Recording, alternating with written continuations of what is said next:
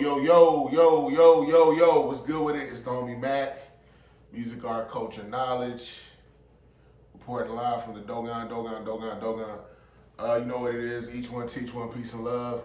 Real quick session of Mac minutes. I actually tried to upload this yesterday, but my voice was acting really funny. I think you can hear a little bit of the residual effect.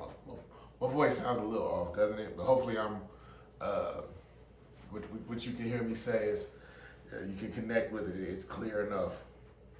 But yeah, so I was going to make this video yesterday, I attempted to, rather, make this video yesterday about DJ Vlad's interaction with none other than Morgan Jenkins. Morgan Jenkins is a professor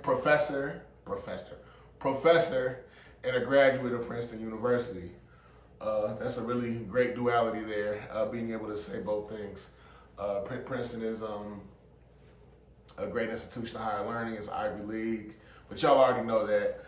DJ Vlad, basically, quite often DJ Vlad has been accused of being a culture vulture. I've been a person to say that, honestly. Some people feel like DJ Vlad is the police. I've asked that question myself. So yeah, basically on Twitter there was an exchange between DJ Vlad and Miss Morgan Jenkins. Morgan Jerkins. I said Jenkins. Morgan Jerkins. Come to find out, she's actually the niece to Rodney Jerkins, the producer Black Child. Yeah, so do your Googles. Yeah, so, you know, in lieu of this whole Kendrick Lamar and Drake battle, beef, whatever. I know some people use those words interchangeably, beef and battle. Some people think they're totally nuanced and on the opposite ends of the spectrum. But anyway, that's a whole other conversation. Yeah, so in the midst of this Kendrick Lamar and Drake stuff, Kendrick released a song, Not Like Us, which is, as my people in the Bay say, and ironically, DJ Vlad is from the Bay. The song slaps. I'm not sure how old, because somebody was telling me the song is actually old, or it was in the vault, it was in the chamber.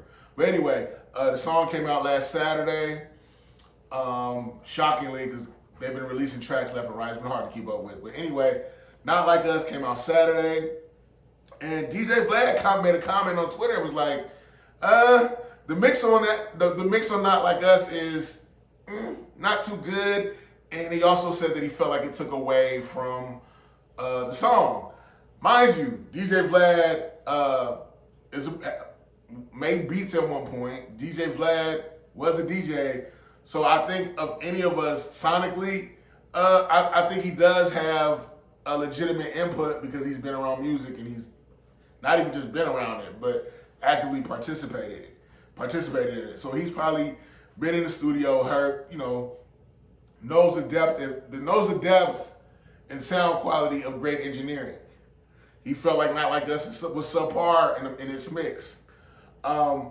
Morgan Jerkins interjected and said, you are white. This is a black folk affair. To which DJ Vlad responded and said, wait, so a professor, and he tagged Princeton. Wait, so a professor at Princeton is telling me that a white person shouldn't be allowed to voice their opinion about hip hop. Is that how you interact with your students? Let's go even further along. What I'm saying is that you put your opinion in a discussion that's not needed. The conversation is and should center black people, not you. Don't try to change your words now. I'll be reaching out to Princeton about this on Monday. Morgan Jerkins responds and says, semester's over and my contract has been completed. But thanks for trying to bully me out of a job for centering black people because you got your feelings hurt. Very retaliatory, huh? Nice tactic. To which Vlad responded, it's called a permanent record. Every university has one. I went to Berkeley myself. People spew ignorant and bigoted comments at you publicly and then act like they're getting bullied when they get a response. Typical victim mentality. Go ahead and take that Princeton out of your profile. To which she responded, sweetheart, before I was a professor at Princeton, I graduated from Princeton. So what is you really saying? Then he responds, good luck being a professor at Princeton again. I doubt the university supports their faculty telling non-black students to shut the fuck up about anything hip-hop related because of their skin color. But yeah, that's she responds again. I'm trying to be transparent so everybody can see.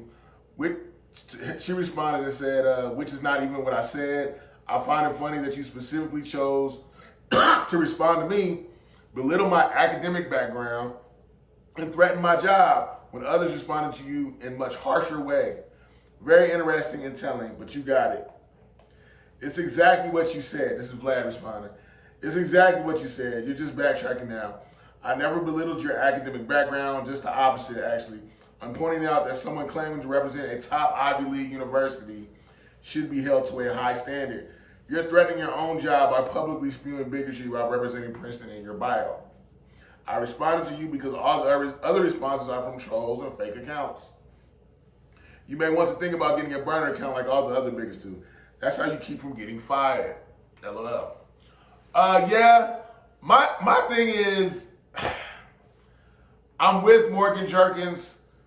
I think it's valid to say, you know, stop trying to center yourself in black affairs. I can understand that. I can understand, because I get frustrated with it, where I feel like people outside of the black community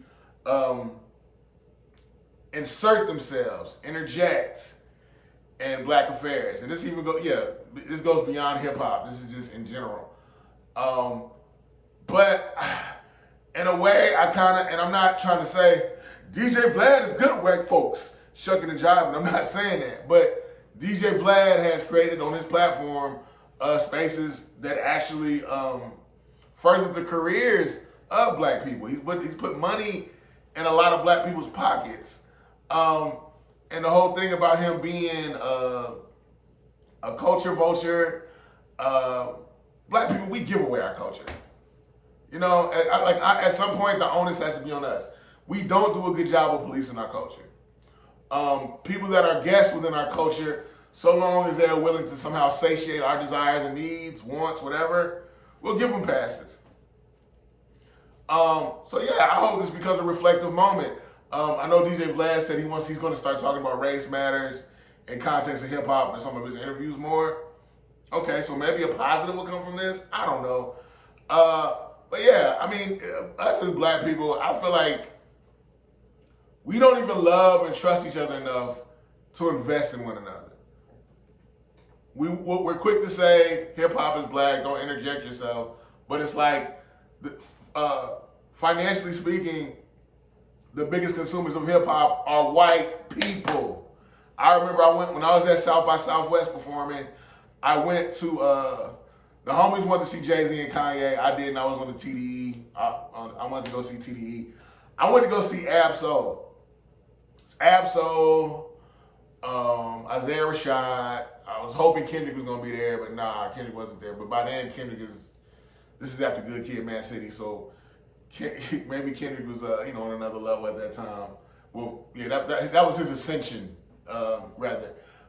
But when I looked around, it wasn't nothing but white folks. It was a bunch of white folks, a couple of Asian people, some Latino cats, but overwhelmingly the demographic represented were white people. So my thing is this: no, I don't think we can say in good faith people that are actually actively participating in hip hop, financially, people that have platforms in hip hop that are white. I don't think we can just sit here and say, nah, you can't say nothing. Shut up and be quiet. No, I don't think we can say that. And again, I understand about wanting to police black culture, maybe even to an extent mitigating the validity of whiteness in hip hop. I can kind of understand that to an extent. But it's like, again, we don't police our culture well. We don't police our culture well. We don't love and trust each other enough to even invest in one another. Look, the biggest, is it Universal? The biggest labels, the people who are primarily benefiting off this Kendrick Lamar and and Drake conflict are white people, white executives. You know what I'm saying? So it's kind of like, I'm of the mind now, I want to tell black people, let's shut up and build. You know, let's get on our Nipsey hustle. Let's do that. Even the things Master P did with No Limit, Rockefeller, before Lear Cohen got between Dame and Jay. Like, if we really love black people and we really want to say, you know, if you're not black, just kind of shut up and enjoy our gifts. Okay, then let's build with one another. Let's build an economic infrastructure. We have more black people, as of 2024, black people have more at their disposal than the Tuskegee machine, than Marcus Garvey and the Garvey movement, even in the civil rights era. We have more money and resources now. Why are we not building our own institutions? You know? And even with Miss Morgan Jerkins, I mean, she went to Princeton. That's a white institution. I don't think that takes away from her claim, but I'm just saying, like, let's build our own infrastructure. Let's have our own. I mean, some people would say FAMU and Spelman and Morehouse and Howard. That is Black Ivy League. But no, scratch that. I'm not trying to attack Morgan Jerkins. I thought, above all, I thought it was lame that Vlad went for her job. I'm like, come on, homie. Like, but at that point, you know, maybe ego got involved. It's like, you just out of nowhere took a shot at me and he took it there. But it was problematic. And don't get me fired, bro. But, you know, again, in her defense, her contract is over. And again, she's a Princeton grad, which is impressive. I don't know, man. It's just, I just feel as though, you know, we do a bad job of policing our culture. And I feel like even on top of all that, we have a suicidal love affair with whiteness. We foist their standard of beauty upon ourselves. We think the things that they have are better. It just is what it is. I guess, I mean, in a lot of ways, we do have Stockholm syndrome towards whiteness. I mean, this, honestly, I'm used to, there's so much theatrical stuff going on right now.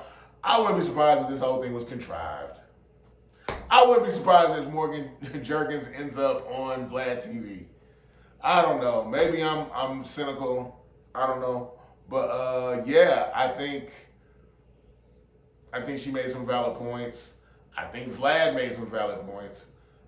We can't sit up here and you know, attack.